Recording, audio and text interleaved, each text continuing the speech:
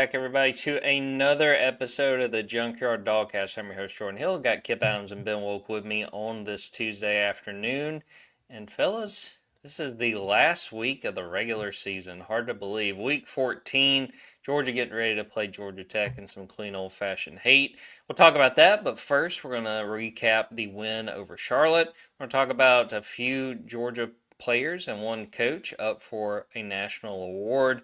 We're going to talk about Georgia's 2026 recruiting class, adding another name over the weekend. Then we'll get into clean old-fashioned hate. We'll talk about the coaching carousel, another job opened over the weekend, and we'll close things out with a little Georgia basketball. Before we get started, Ben, can you believe it? We got one game left of the regular season at this point. I know, man. It's like we get so excited all off season. We get fired up for week one, and then before you know it, we're already here at the end of the regular season. You got to treasure the moments. It's why I think the way of the college football world, everyone's moving fast. Everyone's looking towards the national championship. Everything's go, go, go. Treasure the small moments, and I think the rivalries like this one against Georgia Tech are a good one. I like the new Black Friday tradition. I don't know if it'll be forever, but I like the way that it's trending where it feels like a new staple of the Georgia football season. So I'm looking forward to this one this Friday. Yeah, fingers crossed they keep it. It's been fun for sure. Kip, do you have the same feeling? Feels like we blinked and the regular season's over. I mean, we all grew up. I mean, come on. This has been a learning experience for all of us as we navigate this season. And I think finding new ways to both get mad at and love the best sport in the world. I think it's just a new version of it. And I think we're going to complain a lot over the next month and then miss it in 2 months. So I just say, hey, let's just enjoy the ride and see what happens. And I think this one's been entertaining. It's been an entertaining season, not just for Georgia, but also in college football. And it's other than everyone just thinking Ohio State's unbeatable, it feels like it's just a very, very competitive overall season, mostly from top to bottom. And my goodness, all these coaching vacancies. I know Jordan has been probably one of Jordan's favorite seasons of recent memory, but that part of it's kind of just unlocked a whole new level of entertainment with all these fan bases kind of just having their dreams probably dashed in the next couple of days. But right now it's like anything is possible. And to be able to say that Thanksgiving week, I think that you got to give some credit there. I think that's amazing. Yeah, with college football, I'm sorry, I don't know who tweeted this, but they pointed out even for like bad teams, it's kind of like reality TV because it's like the drama of like how their season ends, who's going to be their coach next year, all the behind the scenes things. Man, college football, it delivers even if your team is not very good. Well, let's talk about a team that is very good and the Georgia Bulldogs, and let's look back to the 35-3 win over Charlotte on Saturday. Pretty ho-hum game, nothing too crazy. You guys did a great job with the recap podcast. Just want to get some final thoughts, and I'll get us started. Georgia, very vanilla, which we all expected. Thought they were very smart about holding guys out, not pushing the issue with guys who weren't quite 100%. I think that's going to pay off when you consider, we were talking about this today. Georgia could play, what, 5 more games? Something like that if it were to make a run. And depending on what happens, if they get a first round bye or if they have to play. So I thought that made a lot of sense. Gunnar Stockton, not his sharpest game as far as throwing, but he made really good decisions when it came to staying in the pocket, leaving the pocket, when he decided to run. I'm sure the coaching staff was not thrilled that he kind of laid it all out there on the line on 4th and 1 when he dove to move the chains. But, man, that's how Gunnar Stockton plays. Whether it's Ohio State or whether it's Charlotte, you're going to see those kind of plays from him. Huge game by Bo Walker. I know you guys touched on that. Just really impressive to see the true freshman, and just, it makes you wonder if he'll be a piece moving forward because he looked really good, albeit against a really struggling Charlotte defense, a defense that has had a lot of issues this year. Elsewhere, linebackers played well without C.J. Allen. Thought Elijah Griffin, I think you've seen him really come on, and I'll have a story later this week just about Elijah and the growth he's had.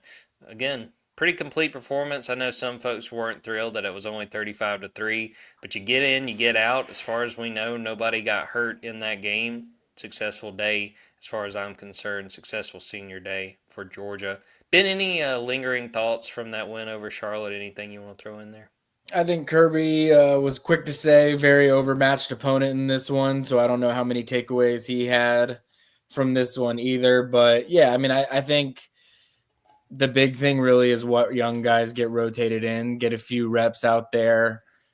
We mentioned Bo Walker. You've mentioned Elijah Griffin, and I know that that's nothing new to the Charlotte game specifically, but just every single week he's getting better and better and better. I feel like that's the case for a lot of these young guys on this defense, not just the true freshmen. I mean, I think Quintavious Johnson's a good example of that. I feel like he's getting better and better every single week. Ellis Robinson's getting better and better every single week, and I think that's where you're seeing Georgia become a dangerous team, is that they had flaws, that they were not a perfect team a while ago, and they're still not, but they have grown throughout the course of this year. They've been battle tested in certain areas that have challenged them to get better in specific spots, and they have. And so I don't take anything specifically away from the Charlotte game other than this team just proved yet again that I think key people at key positions are getting better and better every single week, and that's only going to pay off come mid-January or mid-December. Maybe mid-January, but mid-December.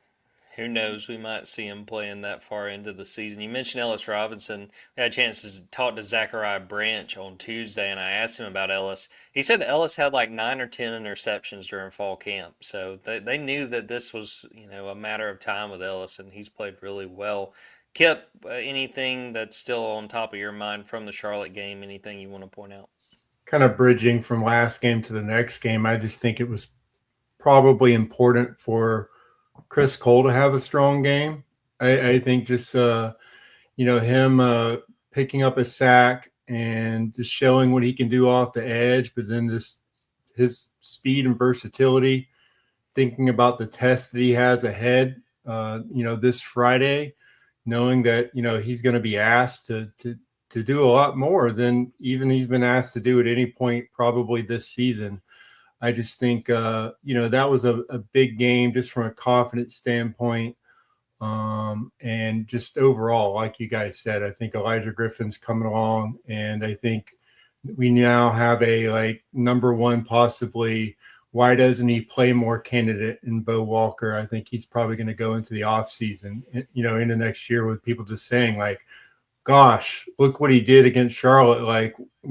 That guy that looks like a Georgia running back. And I mean, you're right. I think it was a perfect game for him to showcase his skills, and that'll be the argument. In what will probably be another loaded Georgia backfield. Why isn't Bo Walker getting more carries? And it's more of a, that's where you have to think, okay, what are these guys doing in practice? Who is the consistent guy on early downs as well? It's a great argument to be had, and I think it's a great place for Georgia to be, because that was a position where we're has Georgia lost a little bit, at running back, and we might still be talking about that, 6-8 months from now, but just right now it was a good get right moment on the schedule for some of the young guys to come out there, get some increased snaps. So when we're talking about what this roster looks like next season, we can go, oh yeah, Bo Walker, he looks like a promising young running back for Georgia. I want to shout out a couple of younger guys I thought played well. Jaden Riddell at tight end had a nice catch and laid into somebody. And then Thomas Blackshear, a guy that was someone we were interested in watching this year, had been dealing with injury. Thought he looked good when he got the ball. All right, let's go ahead and turn the page and talk about some promising news for a few Bulldogs getting some national attention. A few different awards. Finalists, semifinalists were announced on Tuesday. Good news for Georgia. C.J. Allen is a Buckus Award finalist. I believe C.J. is one of 5 guys up for that award. Brett Thorson, the punter, is a Ray Guy finalist. Once again, he was a finalist for the award last year. And it's quite a long list at this point of the Broyles Award nominees. They will cut this list of nominees down. But Mike Bobo, Georgia's offensive coordinator, is once again a Broyles Award nominee. So I'll start with you, Kipp. Just your general thoughts on Brett Thorson, C.J. Allen, Mike Bobo being up for these awards, And if you think any of them are in a good position to win it, let us know. Well, I think the timing's interesting with Allen injured and trying to come back. How many more cases will he get to showcase what he's done? It's obvious he's been really important to Georgia. We've often called him the heart and soul of this defense, but now we've seen them play basically, I guess, a game and a half without him. And we're also still talking about how great the linebackers look. And then Brett, had arguably his roughest outing a couple weeks ago. So again, he's came back, looked better in this game against Charlotte, where it wasn't really a situation where they needed him to come through. So, still more opportunities for him to go out there. He's definitely been one of the best 5 to 10 punters in college football this season and last season. And goodness, just having Mike Bobo on the list feels like the ultimate troll, but maybe also just shout out to the haters. Maybe they weren't right this time. And yeah, I think the offense it's interesting. They're not exactly top 10, top 15, or maybe even top 20 in like a lot of the regular counting statistics. And yet every single game, all you hear is the broadcasters talking about the incredible job Mike Bobo's done. The fact that all the different formations he uses, how great of an offense he's putting on the table. And I think, with a very young defense, I think the offense kind of getting back into form, maybe not, peak Georgia form, but getting back, improving upon last season is why Georgia is in the situation it is, why they are a top 4 seed right now. And it's not eye-popping numbers, but it's numbers that's put them in situations to win, and they've taken care of the football. So overall, I think it's really promising when you start thinking about who they might be bringing back towards next season. But again, it's where we are now versus where we are going into the season. It's funny how things can work out and how sometimes they trust Kirby Smart or / what is Kirby Smart thinking? It's like a razor thin margin there. And I think right now it's maybe Kirby was right to keep Bobo around. I kind of go from least surprising to most surprising for me. Mike Bobo, not surprised. I mean, the list is pretty long. I think there's like 30 names, somewhere around there, that are up right now for the nominees, and they will cut that list down. But Mike's done a really good job, and I think when you consider what Georgia lost this offseason, breaking in a new quarterback, I think the success they've had, particularly in bigger games, makes sense for Mike to be on there. I think ultimately, I don't even know that he's going to be a finalist. He's gotten that honor before. I think you'll probably see some of the folks from Ohio State, Indiana, probably Texas A&M. I bet Colin Klein is going to be in the mix for this award and have a chance to take it home. C.J. Allen, I've only got him in I'm sorry, actually, I would say Brett Thorson. No, I'll go C.J. Allen because he has played so well, but I wouldn't say that I would put him in front of Mike Bobo because C.J. Allen's hurt. And I thought that might kind of be a knock when it came to making the finalist list. And I think his availability, is going to determine if he takes home this award, if he is going to be rewarded. And I think if he's healthy, I think he has a great shot to win the award. I mean, even when we talked about this defense not playing well, we did our mid-season MVPs, and all three of us agreed, well, this guy, even when this defense has been up and down, and even when he's not played his best, this defense goes as C.J. Allen goes. Now, I even think about last year, I was a little surprised Jalen Walker won it, more so because of statistics, and I thought that they would really weigh heavily on the numbers and comparing Jalen's numbers to some of the other guys. Wasn't sure. I think C.J. Would have a really good shot if he was healthy. I think the fact that he's going to be out for the rest of the regular season, who knows about the SEC title game, that probably hurts his chances. And then most surprised, Brett Thorson, he hasn't had as strong a season as he did last year. He's averaging just short of 3 yards per punt less or fewer than the year before. But, I mean, I think part of this is what he's accomplished to this point in his career. I mean, he had a great 2024. He's been solid in 25 for the most part. That's what made that Texas performance so surprising. I mean, that you saw multiple bad punts from Brett Thorson, but not to say he's not deserving. He's done a great job of working his way back from that injury and being really reliable. But his 24 season has been, was better, I think, pretty clearly compared to this season. But he's done a lot for Georgia, so sometimes you get shouted out for your career and what you meant to your team, and I think that probably weighed a little heavily there for Brett Thorson. Ben, what do you think about the three Bulldogs getting some recognition for these awards, and if you think any of them have a shot to take it home?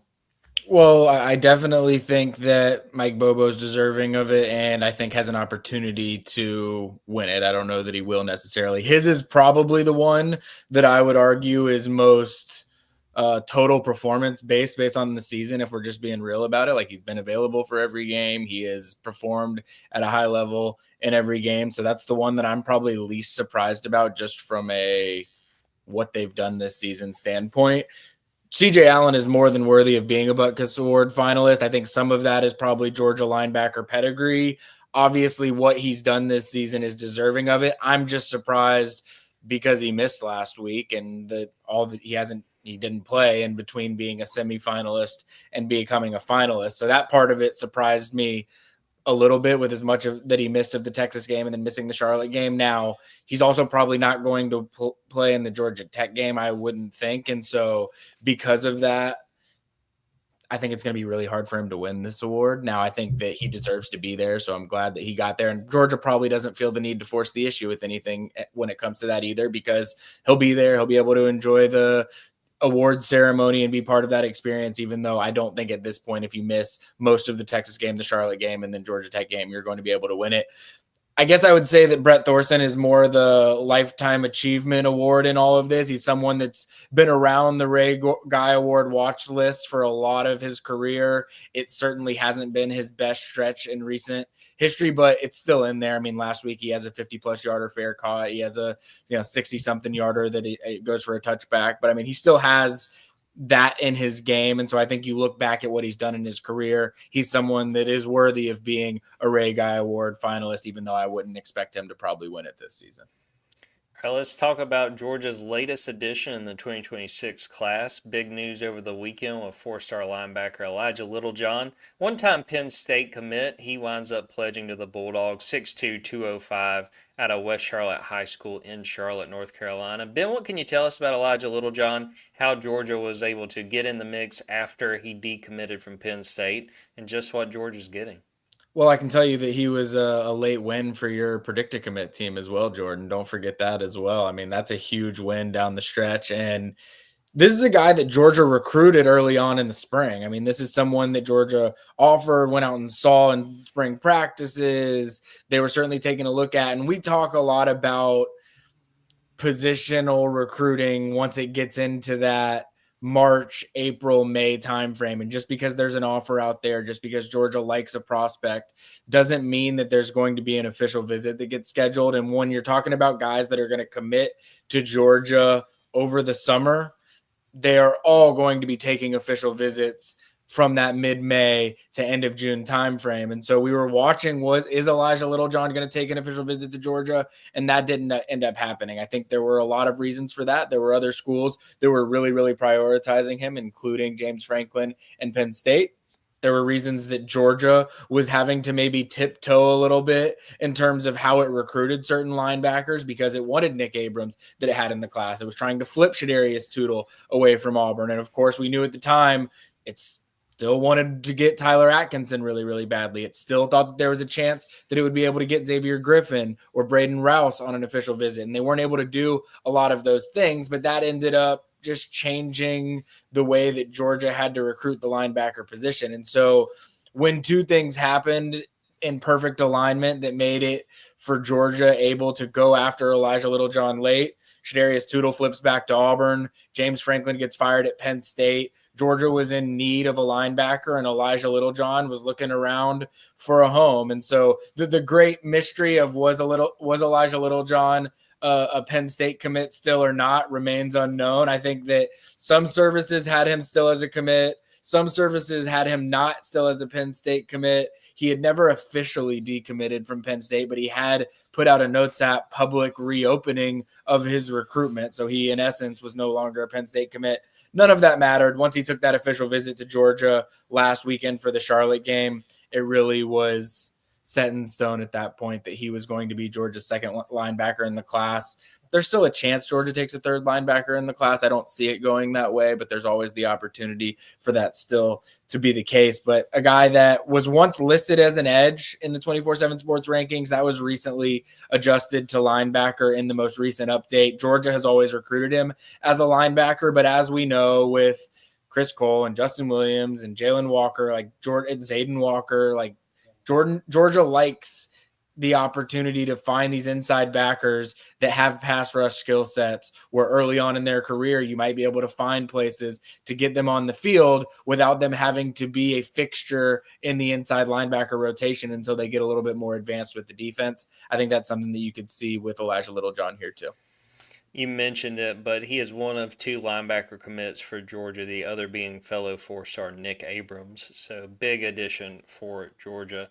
I want to do not like a huge sidebar real quick, but I just was looking at who else was up for the Butkus Award. Nathaniel Watson, the linebacker at Mississippi State, is up for the Butkus Award. I covered his recruitment when I was covering Auburn back in like 2017, 2018. I don't know how old that dude is, but I couldn't believe that I just saw his name on that Butkus Award. So shout out him. I think he was like a tight end when I was covering his recruitment too. So super shout out. Yeah, if I'm remembering right, I think last year he racked up a ton of tackles, so it's probably something very similar with Mississippi State this year.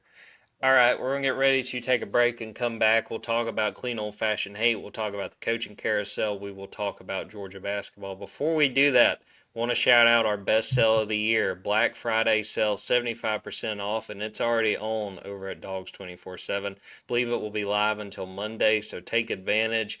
Get ready because we're getting ready for National Signing Day next week. You know there's going to be all kinds of intel, things going on behind the scenes. You don't want to miss out there. Sign up and follow along with our team coverage. Georgia getting ready to make a playoff run. Like Ben alluded to earlier, we might still be covering this team well into January. We hope you guys will be on board for that. Follow along for Georgia basketball coverage. Follow along going into the spring. Olivia Sayer will be around covering Georgia baseball for us.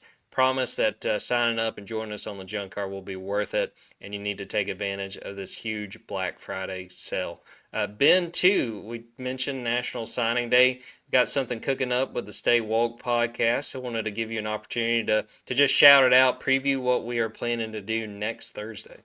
Well, let me start out by shouting out by correcting that I was looking at an outdated Butkus Award finalist list. That brings me peace to know that Nathaniel Watson was from a couple of years ago being a finalist because I thought there was no way that he was still playing college football. All right. But yeah, signing day show coming up. We had a really fun one last year. We're going to do it a little bit differently this year than last year because we think that it's going to give us an opportunity to work with other guys' schedules a little bit easier. So instead of doing it on signing day, we are going to do, well, we know it's early signing period is Wednesday through Friday, and Georgia might have stuff going on all throughout that entire 3-day signing period. But we're going to do the signing day show on Thursday evening so that all the guys that have already signed, if they're doing signing day parties, things like that, that they're not having to coordinate times. We think that there were probably some misses that we would have been able to get scheduled last year had we not been doing it on signing day when they had a lot of moving pieces on their calendar. So we're going to do it on Thursday. We're going to try and get a bunch of guys that will have signed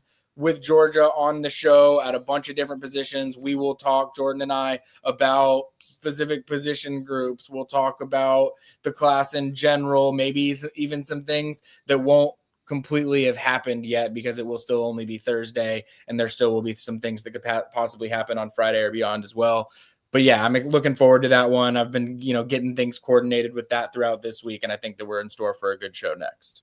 I maintain that the one we did last year is the best podcast we've ever done, and I'm expecting similar results. It's a fun one. The guests are always really good. You never know what you're going to get with a high school kid popping on and not having done a lot of media and a ton of interviews. They were all great last year. I'm expecting nothing different, and we hope you guys will tune in. And two, if you tune in live, comment some questions. We love getting questions from you guys because the interviews and the video, the audio, it's all for you guys. So we want you to be as much a part of it as Ben and I are.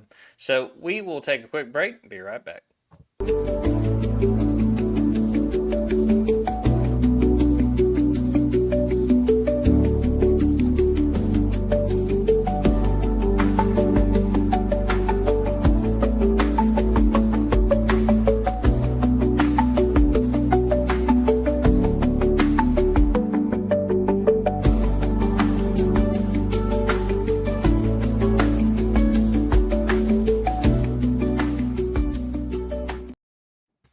Guys, ready to talk a little Georgia Tech. Black Friday, 3:30 p.m. Eastern Time on ABC.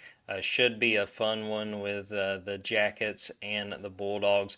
We will have on GoJackets.com's Garrett Chapman. We will record Wednesday night at 7 p.m. diving into this Georgia Tech team, learn a little bit more about them, and see what we need to know before a fun one in Mercedes-Benz Stadium. But we had a chance to talk to Kirby Smart and some players to start this week about Georgia Tech, their expectations, what stands out to them. And with Kirby Smart, one of the early questions was about Haynes King, who we've seen make a ton of plays this year for Georgia Tech.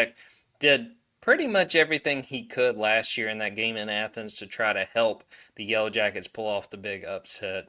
Ask Kirby about Haynes King, what sort of stood out to him about his play this year. That's what Kirby had to say.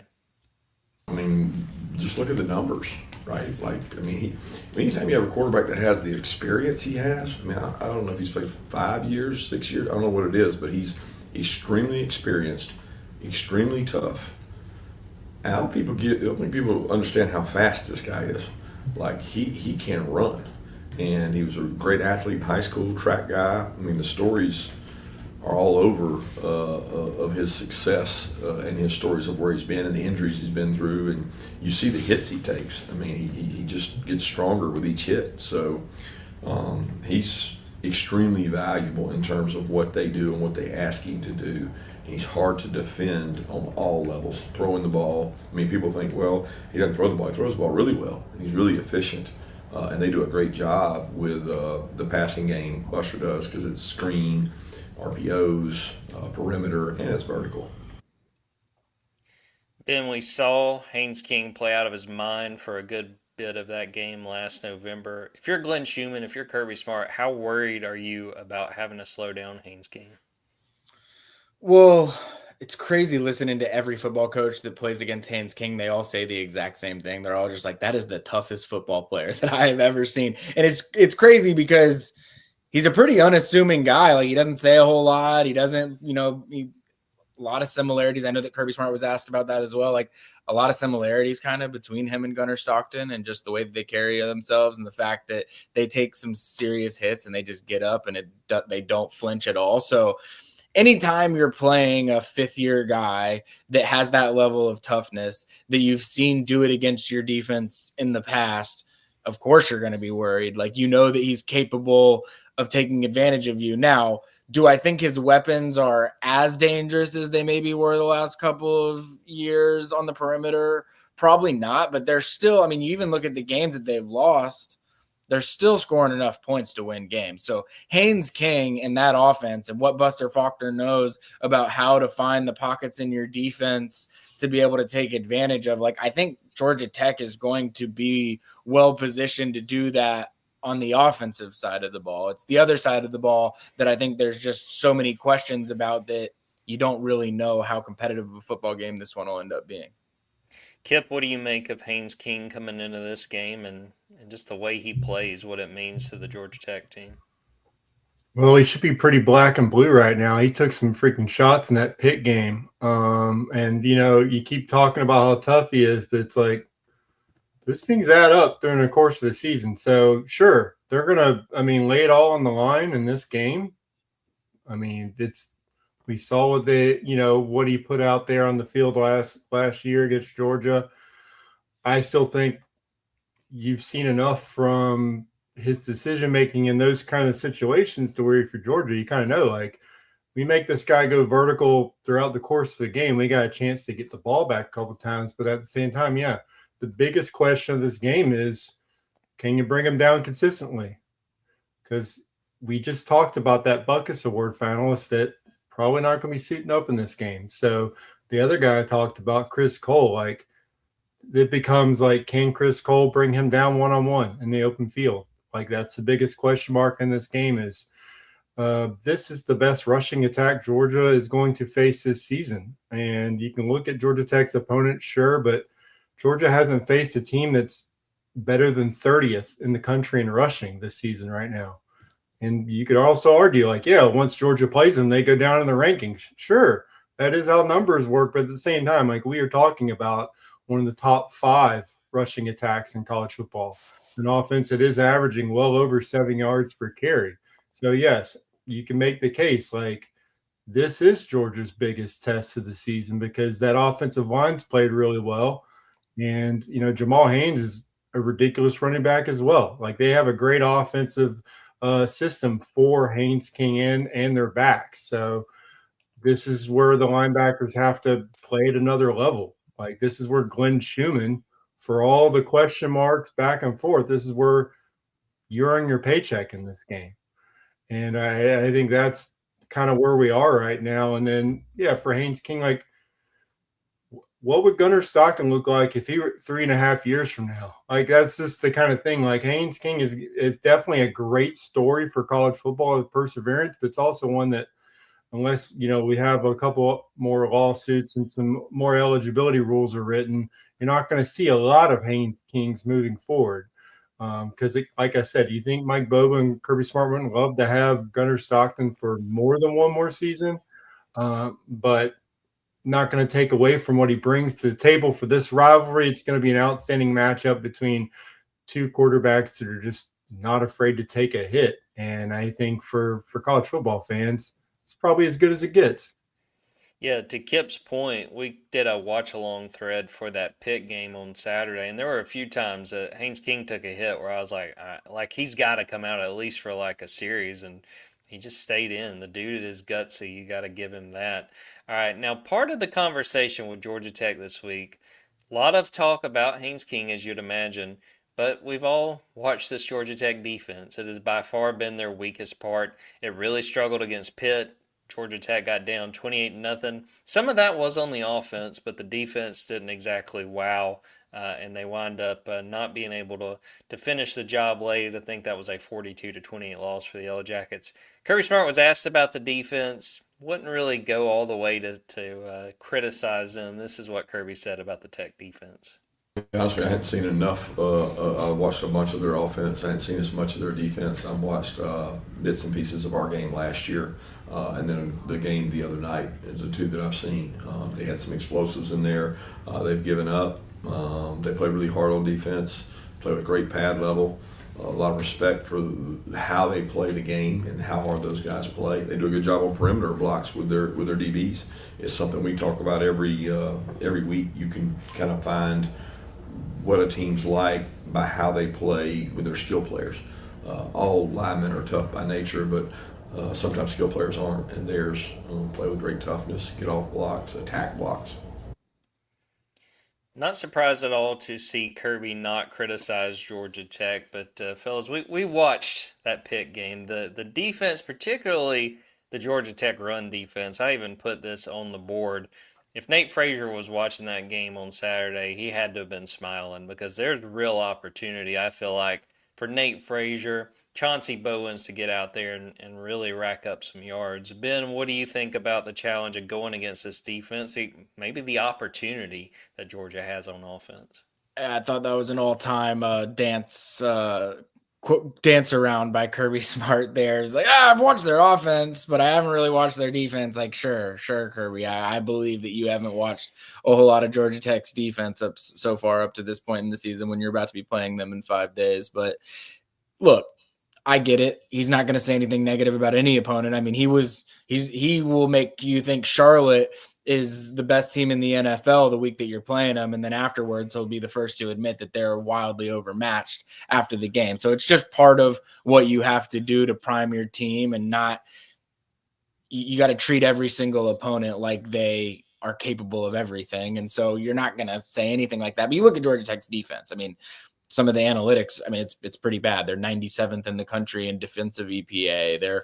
They have the 100th in the country defensive success rate, 103rd on dropbacks, 85th on against the run. Like, Georgia should be able to run the ball. Georgia Tech, 100th in the country yards before contact, stopping the run, 127th after contact, 100th missed tackle rate. Like, Georgia should be able to feast in the run game. This is, when you look at those analytics, you know what that reminds me of? Mississippi State. And what Georgia was able to do against Mississippi State a couple of weeks ago, I think, is something that Georgia should be able to replicate here against Georgia Tech. Now, I think Georgia Tech's going to have more success offensively than Mississippi State was able to have. And I think part of that is my trust in Haynes King. Part of that is I think that Brent Key and Buster Faulkner really, really are going to get up for this one. Not that they don't get up for all of them, but this one matters, and what slipped through their grasp last season, I'm sure still sits with them.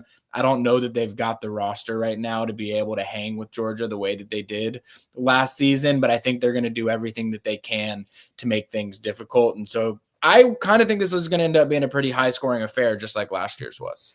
Yeah, Kirby really downplayed last year's game and was like, well, people want to win no matter what happened. But especially, I mean, I think even on the Georgia side, they know, hey, we got to bring it because of how close we came to losing last year. But like Ben said, on the Tech side, they are motivated. They've been thinking about this game for 365.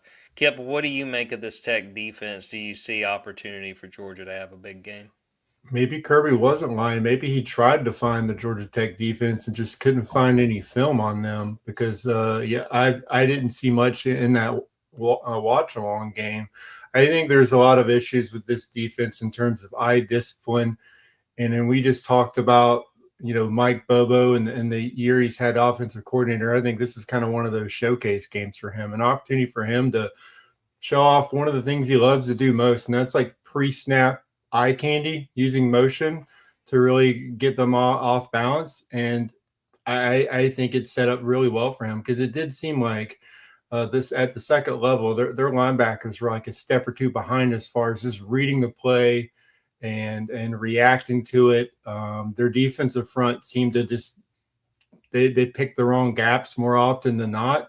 So yeah, if you're going to use the screen game as an extension of your run, if you're going to get out there and do some perimeter blocking and do some some misdirection in the end around or two, this is a great game for that. I just think that overall, that matchup just sets up really well for Georgia to be able to, I'm not going to say just name their score, but have a lot of success and be extremely efficient offensively in a game where I do think both quarterbacks are probably going to be fairly efficient, and it's what they're both known for. I think these are two of the top 5 quarterbacks in the country in completion percentage. They're both over 70 and over 70%. So at the end of the day, I think both secondaries are going to be tested. You got to make sure that you don't fall asleep coming downhill to watch the run. Whichever offensive coordinator sets up a play action better might have a great day. And I think Mike Bobo is as good as it gets when it comes to that. Now, looking at the matchup, admittedly, lost a little luster with Tech losing to Pitt. Now, right now, Georgia Tech is ranked 16th in the playoff rankings, but we are recording this before Tuesday's rankings have been announced, so Georgia Tech will drop a little bit after that Pitt loss. Chris Cole was asked if that loss to Pitt, if that took away a little something from this game. That's what Chris had to say. It definitely doesn't. Them losing to the teams, that has nothing to do with the game this Friday. So it's still going to be the same game, and still going to be just ready and physical for it. Now, I wanted to bounce off of what Chris said right there and kind of ask something different, because this is what, in the days since that loss to Pitt's kind of been stuck in my mind. I kind of think Georgia Tech's maybe a little more dangerous because they lost that Pitt game. More than likely, that was enough to knock them out of the playoff race. They kind of have nothing to lose, and we already knew they were motivated because of the 8 overtime game last year. You've got Georgia on a neutral field. There'll be a lot of Georgia fans. I expect them to outweigh the number of Tech fans.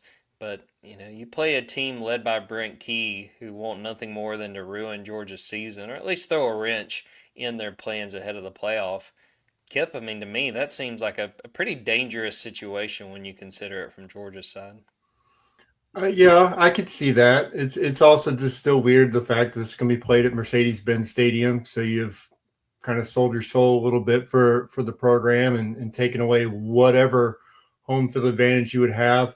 I'm interested to see like if they have their full roster available, because whenever you if you fall out of contention for the playoff, you're out of the ACC championship game. If that happens, then maybe some players, that either the NFL or the transfer portal, they take themselves out. We've seen that happen this season. So they're kind of in danger as far as motivation. So it's up to Brent Key and the coaching staff to say, hey, like your main goals might not be here, but this is what we're trying to build this program. And this game means a lot to us as far as establishing some, recruiting in the state and overall as a program. So I think it's also a challenge and a test for this coaching staff to make sure these guys are still focused. Because if Georgia gets up early, these guys might just pack it in. It's kind of they're gonna be tested probably a little bit more than Georgia, because Georgia still has everything to play for in this matchup. Ben, what do you think about it from the standpoint of Tech really looking at this game more so as an opportunity to ruin things for Georgia? It really depends what Brent Key was able to convince his team of this week, I think. I mean, they don't have an ACC championship to play for. They don't have a playoff hopes to play for. So in that respect, it's like put it all into beating Georgia. I hate to put it this way, but like we live in a modern day college football where there's probably guys on Georgia Tech's roster that aren't even sure they're going to be there in a couple of weeks. And so how much do they care deeply about beating Georgia the way that Brent Key obviously does? I don't know. If he's able to get his team to rally around that, I think it could look a lot like Florida did after they fired Billy Napier, where it's like if you have a rallying point for that week and you target Georgia and say these are all the things that you have to do right or you're going to lose this game, and you do all of those things right, like you can make it a very interesting game on Friday night. So I don't know that it makes them more dangerous. It's all just really dependent on can Brent Key get the right message to them to be dialed in the way that he's going to be. Because Brent Key cares about this one more than any other game on his on the schedule. Can he get the rest of the guys to feel that same way? That's probably a tougher sell. Again, on Wednesday, 7 p.m., we will have on Go Jackets Garrett Chapman. He will help us learn a little bit more about Georgia Tech and get a feel for what we will see in Mercedes-Benz, 3:30 p.m. on Friday.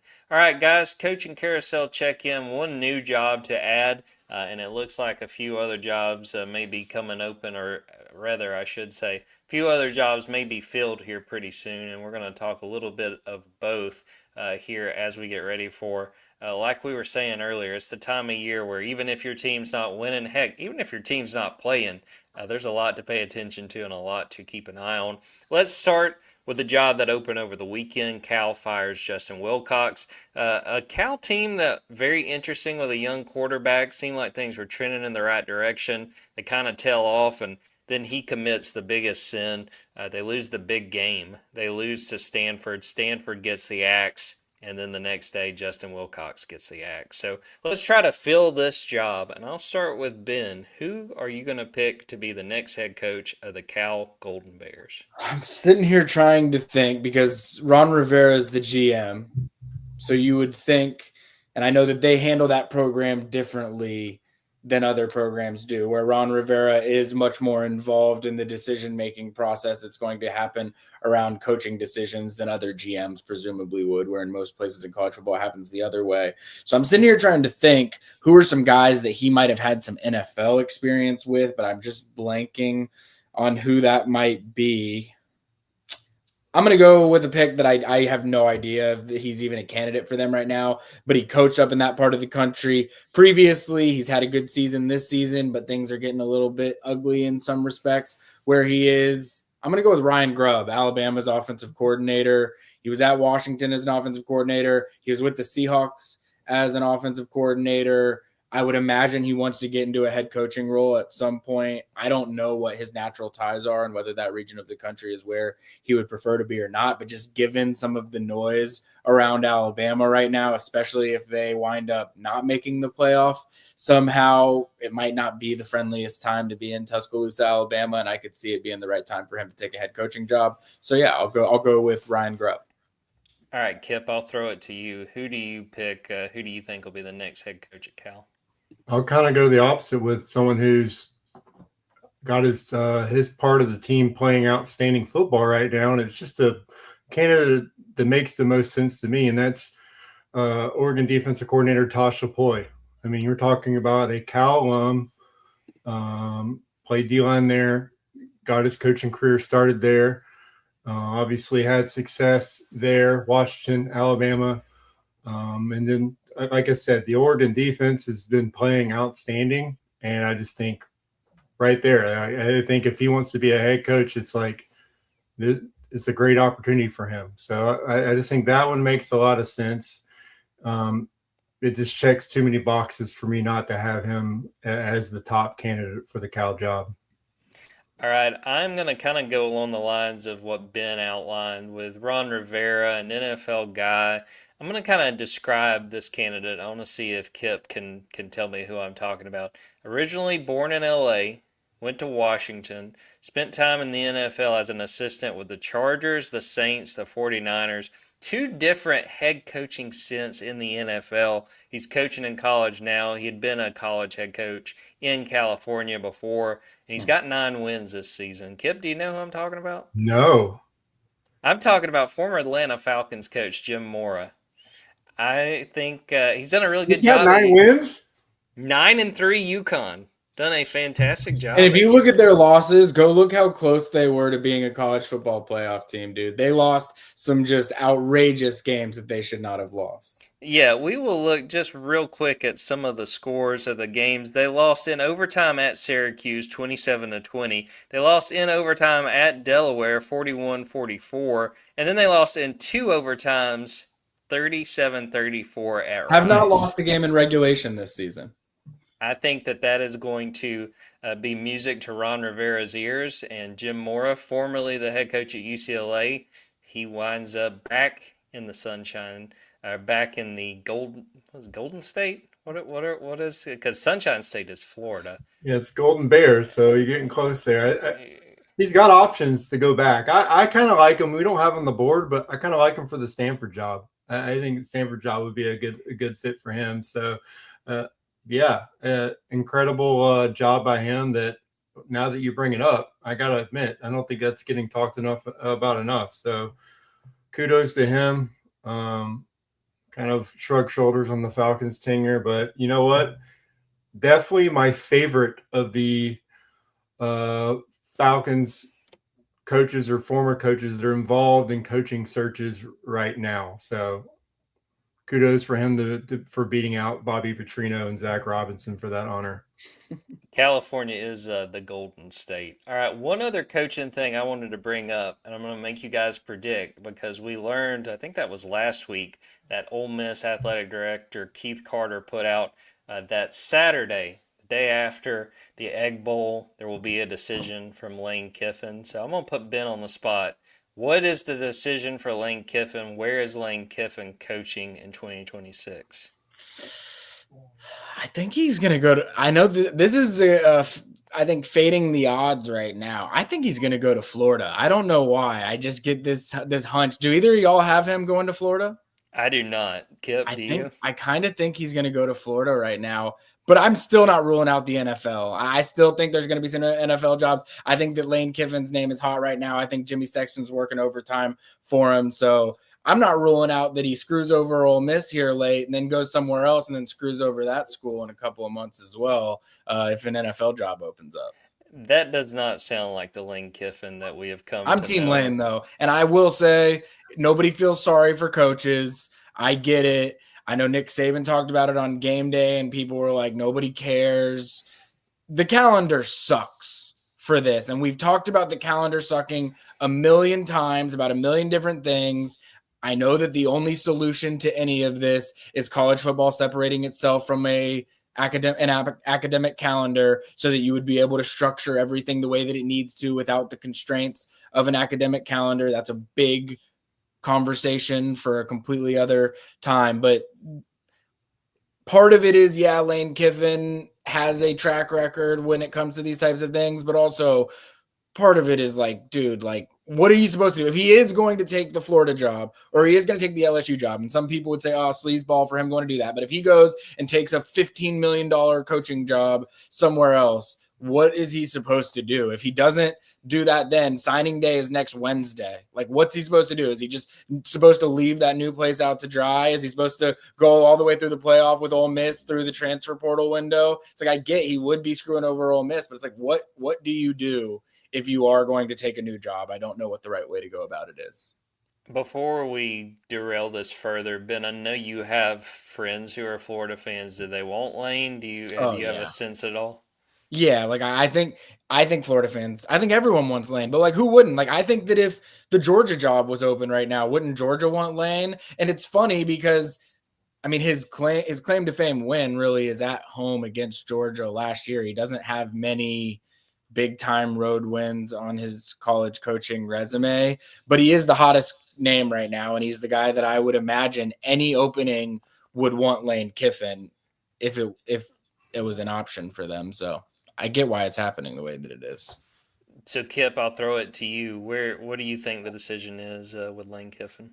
It's obviously not Ole Miss. You don't do any of this if he's staying at Ole Miss, unless he forced him to do this. If he said, "Guys, this is my thing. I like to have fun. We're focusing on the Egg Bowl." You're not allowed to put it out there, including the beat. Like no one's allowed to leak anything that I'm saying. Like, I'm trying to debate, like, what would be the most Lane thing possible. I guess it's that. But, again, yeah, you don't schedule an announcement. Like, rarely two guys or recruits that are committed to schools, they don't schedule announcements if they're verbally committed most of the time. Like, you've made a decision.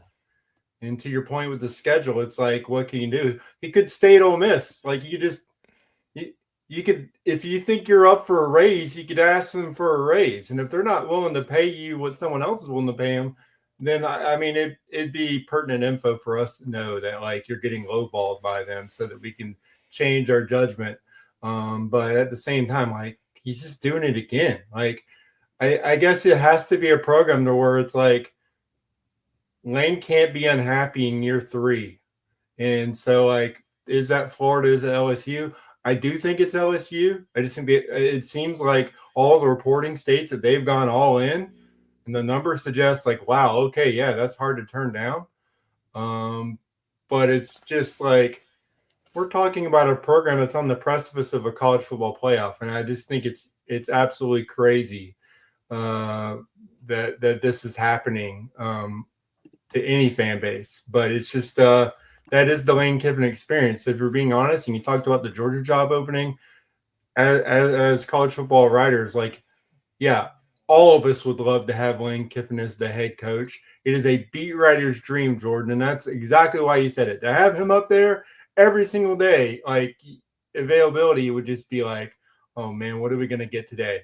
You get that to an extent with Kirby, but it's like it's kind of a different experience with the barbs that he gives you. It's more of just back and forth volleys. With Lane, you can go in, it's on autopilot. You're going to have some incredible quotes. So I think it's going to be LSU, and congrats to, the guys covering the Tigers. I think if that's where he ends up, and if he brings my guy Ed Ogeron with him, which that's been reported that they'd be willing to do that, buckle up. I think that's just, I don't know if Baton Rouge can handle both of those guys, but I'd love to find out. My pick is that he goes to LSU, but to the point Kipp was just making, if there's one guy who would go through this entire circus and then say, screw it, I'm staying, and tell his team that pregame in the locker room before the Egg Bowl, it's Lane Kiffin. Now, also, I kind of want him to do that and then the next day leave. Tell the team that, get them fired up, and then just leave. That also feels very Lane Kiffin. I will say, Georgia has a recruit right now, Tyreek Jemison, offensive lineman, that's really deciding between Georgia and Ole Miss. And I was talking to him earlier this week about like, why are we wait? Like he wants to wait. He wants to figure things out. And I was like, why do you want to wait? And he was like, well, I mean, the main thing is like, I need to figure out what's going on at Ole Miss so I can actually make the reasonable decision. Now I know some people would be like, isn't that your sign why you should commit to Georgia? And I get that. And everybody knows where I stand in terms of where the status of Tyreek Jemison in Georgia is, but it just goes to show like, there's a lot of uncertainty in a lot of different places. And there are people that are committed to Ole Miss right now that probably don't really know. And, it sounds, at least talking to Tyreek, like he hasn't been given much information on his side in terms of what should be expected from Ole Miss moving forward either. So everybody's trying to figure out what's going to be happening on Friday or Saturday or whenever it is that we find out the Lane Kiffin news. Ben Wolk, the true journalist, looking to localize the story. Great job, Ben. Yeah, there we go. Georgia men's basketball men in a pretty successful week. Oh, go ahead, Ben. I do think while we were on the show, though, we did have an Oklahoma State hire for their head coaching position. Did any of us have Eric Morris? Go ahead just for a minute and talk about him, what you saw, and we'll pull this up. Well, North Texas head coach got the Oklahoma State job.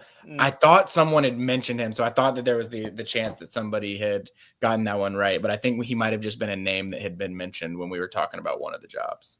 Yeah, he was a guy that was also mentioned for Arkansas, but he lands at Oklahoma State. And Kipp, live reaction, Zach Robinson still with the Falcons. Yeah, I think I basically showed it on my face. Complete disappointment. I mean, don't you want to run the pistol more than any other team in your sport? Like, come on, guys. I think it's an offense that's made for I guess college football. I mean, I wouldn't say Power 4 college football, but it's definitely made for someone. It's just not my team. Good luck to Coach Morris at Oklahoma State. I did think if Arkansas hired him, hiring two Coach Morrises in the span of 3 searches, I don't know if they wanted to do that. Georgia men's basketball men in a pretty successful weekend overall for Georgia in the Charleston Classic.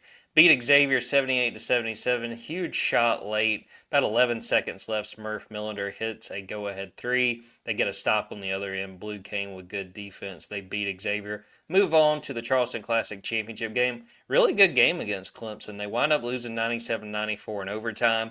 A very strong first half from Georgia. Clemson took control of the momentum, and got a run early in the second half. They got up 10. And as someone watching the game, I sort of thought, well, here it goes. Clemson's about to pull away. A lot of credit to Blue Cane and that team for making the shots, close the gap, make it really competitive down the stretch. Shout out Kareem Stagg, tying dunk with, I think, under a minute to go in regulation. Just couldn't get enough stops in the overtime session. They were able to, Clemson got out and hit some shots early. Georgia, again, tried to close the gap. Blue Cane had another big 3 late to get within a couple, but Georgia couldn't quite get it done. But I thought a successful trip. Overall, 1-1. You beat Xavier, you lose to Clemson. They'll be back in action on Saturday against Tennessee Tech. Don't know if either of you guys got to see any of the action this weekend. Any thoughts on a 1-1 showing? Georgia now 6-1 on the season. Well, I think we learned that if Georgia is going to need to hit shots down the stretch or in late game situations, Marcus Millender or Blue Cane are probably the most likely go-to guys in those spots. They both hit some big shots this weekend. I think that that's important to see. I think, it's one of those games Georgia probably shouldn't have won, and then they found a way to make it interesting. I think everyone would have liked to see a little bit better of a look down 3 at the end of that Clemson game, but still to be in that spot after Blue hitting that shot and then having an opportunity to have a 3 to tie the game there in overtime, I think that was a testament to just the grit that they showed throughout that game. Clemson's a pretty good basketball program right now, and so I think that you can live with a loss like that, and I think getting the win against Xavier on Friday night before it, I think in all, pretty good weekend in Charleston, even though you end up suffering your first loss of the year. Kip, any thoughts with Georgia now 6-1? I just thought these were two very evenly matched teams, and I think it's rare that you get just a quad one game in at this point in November. So there's still value in that. And I think it allows you to do a much better job of self scouting. I mean, like I said, you got Florida State and Cincinnati, two solid teams, but I just think as far as the closest thing, as far as overall to what they're going to see coming up, that's what Clemson provided. So, that game was, there were a lot of fouls in that game. And I think both teams had a flagrant. So that is as SEC as it gets, really. And so I think overall, you learn a lot from that game. They shot, 48, 49%. If they can do better in the half court, there's some promise there. I saw some improvement overall in the last couple of games as far as them attacking the boards, especially the defensive rebounding, which was something I thought was an issue going in. They need to continue getting better there. And we all said it. They're going to live and die by the 3-point shot. But if you don't get destroyed on the glass, it gives you more opportunities. So I think there's a little bit of margin for error there. If they continue getting better in that area, then maybe they got a shot. But overall, I don't think you can't be down or out on the team after that game, because I just think that was one of those matchups as even as it gets, and that's how it played out. All right, before we get out of here, Thanksgiving's coming up. Hope everyone gets a chance to spend time with friends and family. But I was going to put Ben and Kipp on the spot. Give us one thing that Georgia fans should be thankful for this Thanksgiving. I will start it and kind of take the low-hanging fruit. And they should be thankful that Kirby Smart is their head coach, not only because of how successful he is, that they will be perennial championship contenders, but it goes back to the conversation we just had. Georgia doesn't have to worry about the coaching carousel. Georgia doesn't have a coach who's maybe thinking about taking another job. Maybe he's going to jump to the NFL. They've been so successful. Even you don't have to worry about a coach out cutting promos like Dan Lanning is. You just have a guy that shows up, probably not going to say much to people like me and Kipp and Ben, but he's going to get his guys ready to play. They're going to play winning football and put the Bulldogs in a position to win every single Saturday. So, Ben, I'll start with you. What's something else that Georgia fans should be thankful for? Well, I think the Georgia fans should be thankful for either Auburn or Texas, because one of them is going to win on Friday or Saturday. One of them is going to find a way for Georgia to backdoor its way into the SEC championship game for the second year in a row and have an opportunity to be back-to-back SEC champions. So I think all Georgia fans will sit around this Thanksgiving and be thankful for Auburn and Texas. Kipp, what should Georgia fans be thankful for? That Gunnar Stockton's their quarterback. I mean, we spent all offseason talking about, there's a quarterback that left for Miami in the debates. Did Kirby just screw up at quarterback again? This guy was gonna be a first-round draft pick. What are you doing? And then you had Carson talking about how hard it was the last 9 months and making people think that he was just beaten out of town. And now you're watching your quarterback on ESPN specials just riding around in his pickup truck, and he's considered one of the best quarterbacks in college football. And it's maybe you're a head coach and your offensive coordinator, which was chosen by your head coach, know how to find a quarterback and develop a quarterback and get them to buy in. And goodness me, you're going to have Gunnar Stockton as your quarterback next season. I think that's a huge win for everyone. And it's just something you came into 2025 going, should Gunnar Stockton be our quarterback? So, be thankful that, you have him as your quarterback and that you have a coaching staff that's able to make decisions like that. While you're angry on your couch and yelling at the TV and on the junkyard wondering what's going on. It's some things kind of work out for the better, and I think for the Georgia program, more often than not, they work out for the better. I'll throw in a bonus and say the Bobo family, because the center and the offensive coordinator have been pretty good for Georgia this year. All right, we will end the episode right there. Thanks to Kipp and Ben for popping on. Thanks to everyone who watched this live, everyone who is watching or listening to it after the fact. be sure to go to Dawgs247.com. Again, we have that Black Friday sale that is live, 75% off. It will be live until Monday, so take advantage of it. We promise you will not regret it. Have a lot of fun over there on the Junkyard and learn a thing or two along the way. Be sure to subscribe to the Junkyard Dawgcast wherever you get your podcast. Please rate and review. That helps us a ton. Check out our YouTube. Check out our TikTok. A lot of good content. Still a very, very busy time of year, even though the regular season is about to end. We may be talking about an SEC title game next weekend. We will preview that if that happens. And as we know, Georgia Tech on Friday, as I mentioned earlier, 7 p.m. Eastern on Wednesday, we will have on Go Jackets Garrett Chapman to preview that game. So we'll end the episode right there. For Kipp Adams and Ben Wolk, I'm Jordan Hill. Happy Thanksgiving, everybody. Until next time, take care.